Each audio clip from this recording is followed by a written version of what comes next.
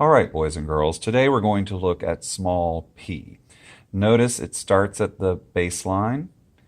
It comes up with an undercurve just past the midline. Then you come down with a slant to the descender. You're going to loop to the right. You're going to cross that slant line that you did, and then you're going to come around down to the baseline, touch the downstroke, and then finish with an undercurve.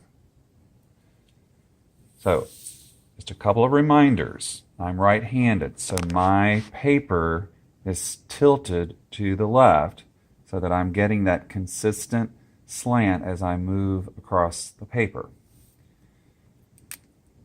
Make sure you are holding your pencil correctly between the thumb, first finger on top, resting on the middle finger, relaxing on the third and the fourth fingers. So place your pen or pencil at the baseline, come up with an undercurve just past the midline, down with a slant,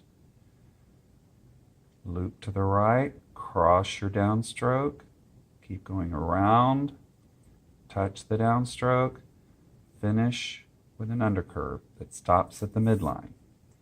That's your small p.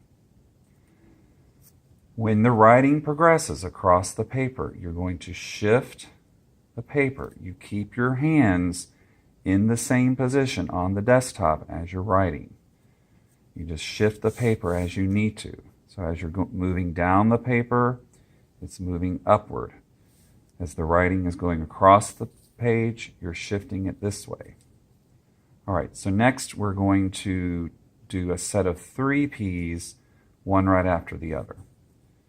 So again, place your pencil at the baseline. Come up with an undercurve past the midline, down with a slant, loop to the right, cross the downstroke, loop around, touch, on to the next P, undercurve, slant, overcurve that extends all the way around, touch, continue on to the next P, undercurve, slant, overcurve, cross, down to the baseline, and finish with an undercurve. And there you have the small p. Happy writing!